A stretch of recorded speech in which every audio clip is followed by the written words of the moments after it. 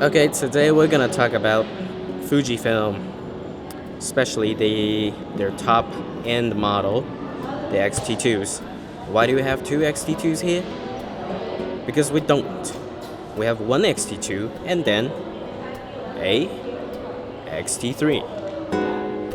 They look almost exactly the same, but there's few tweaks on the body. I'll just go over it, and then they're all with the battery grip.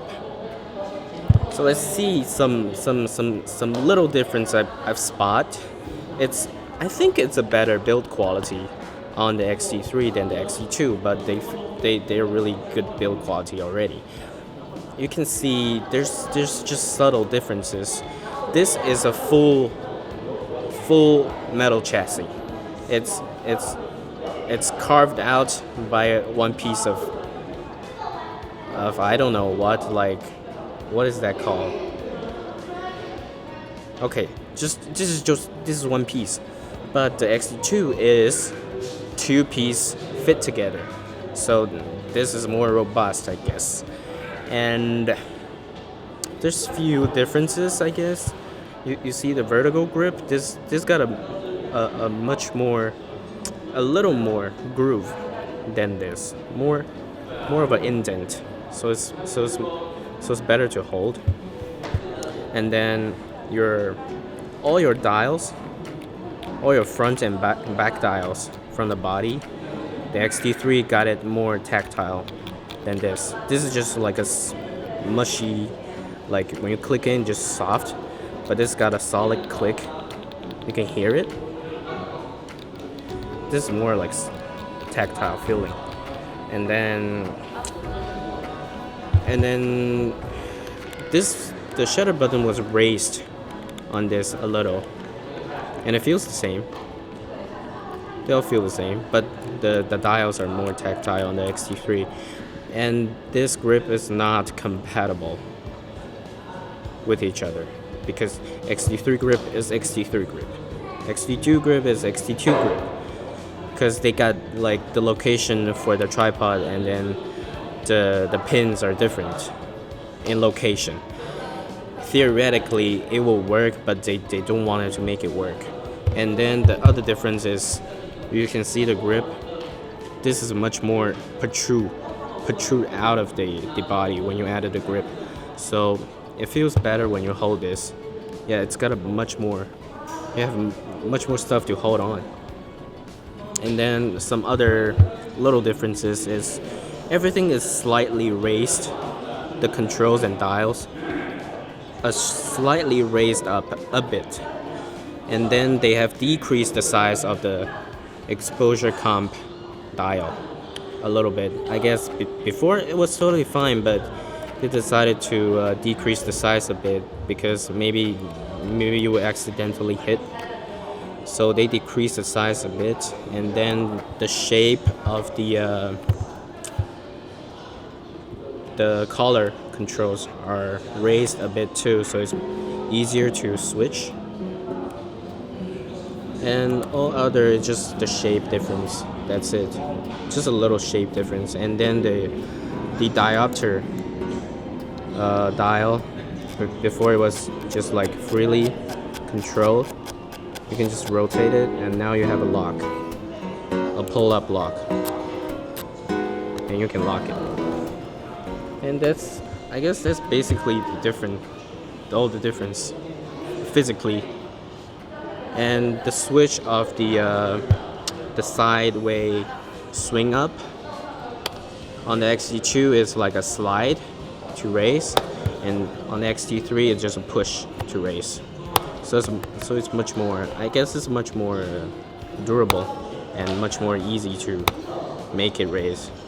And then the joystick is changed a slight. This was kind of mushy too, and then this is tactile, and then you can hear the click, really hard click. This one, nothing. It's been all changed. It just feels better. And then and another stuff on the grip. As you can see, you no longer require a grip on the xt3 to have your headphone jack. It's just the DC in, and then the connection doors. Before, on the connection points, the xt2, it just got a flimsy door, and then you got a flimsy door in here too. But the key thing is like you can take that off, and you have all the ports accessible. And you can see they've switched the USB 3 to a USB-C, and then put the headphone jack directly on the body itself. So it's much more convenient.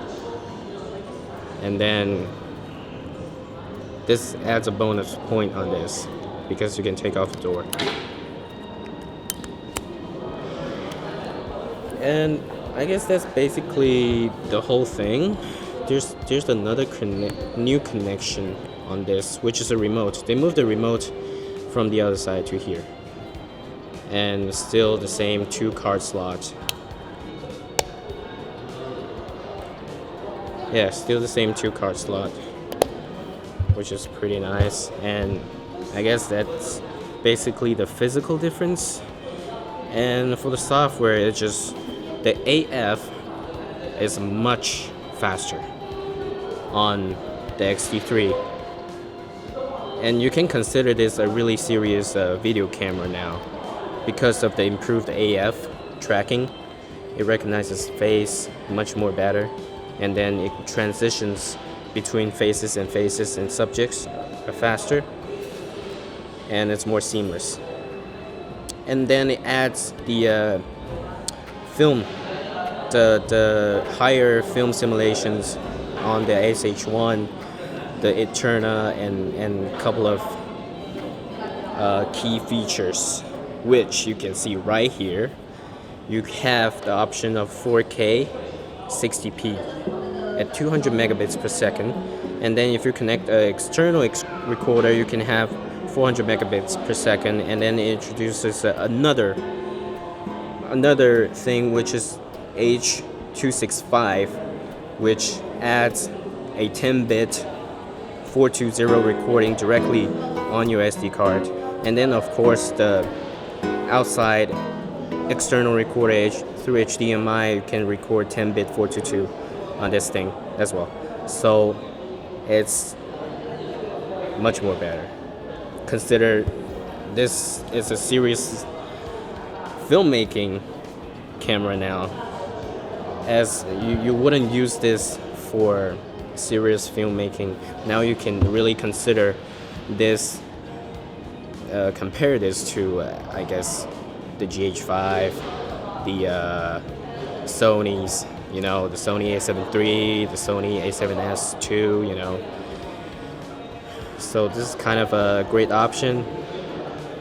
And then, do you know that it's got a crop on 4K?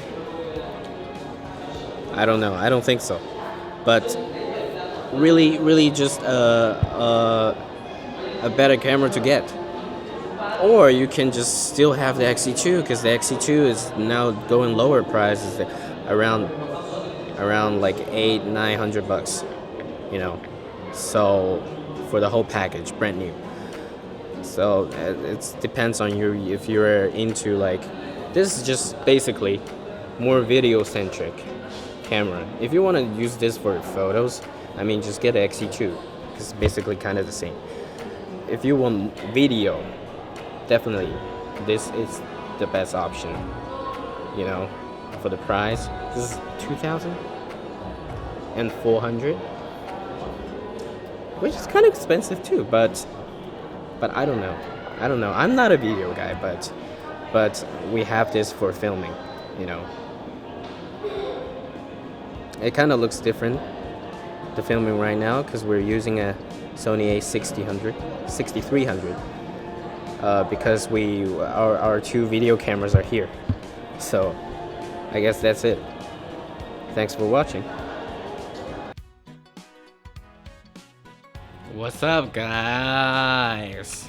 Can you guys tell the difference between the xt2 and the xt3? Can you tell the difference? Which one is xt2, which one is xt3? Can you guys even tell? No, You can not tell the goddamn difference. Who is it?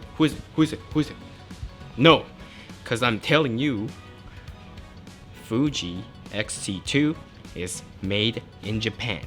And guess what? The xt3 is made in China. They look the same. They function the same. In fact, people said the xt3 have a better build quality before they know it's made in China. Okay, so I'm gonna reveal it right now. You notice any difference?